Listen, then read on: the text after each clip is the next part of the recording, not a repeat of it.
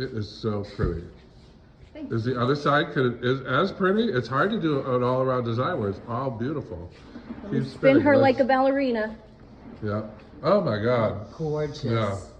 Really, really good. You know, it combines the classic round, but then you threw in a little bit of wildness. I love these. Which gives it a real English garden overgrown vibe with her crazy hydrangeas. Smashing. Wow.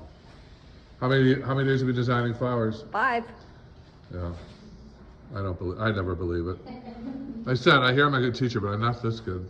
Yeah, gorgeous. Corey, did I ever hear you're getting married? I am.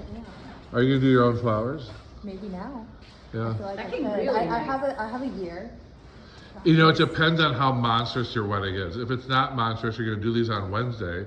It's how prepared you are. You do them on Wednesday, finish on Thursday, and have somebody drop them off and do the delivery or whatever, but you can do it.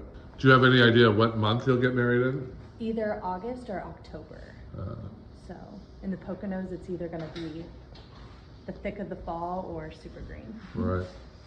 This is great. Phenomenal. And my lens is even blurry. Ah, wow. 5 days you've been designing flowers? Yes. Look at her, just whipping around her loose flowers in a beautiful bouquet. I really like the color block one you did too. Uh-huh. Should have done that.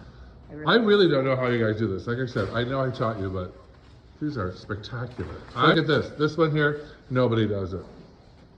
All these really mixy, gorgeous pieces, very few, I'll say 2 that I know of in New York, Yeah, that's do this kind of fabulous, I don't think you should. sort of mixed garden look. Rock star good looking. After 5 days of teaching, wow. This is so well done again. Here's your bouquet. Here's a review.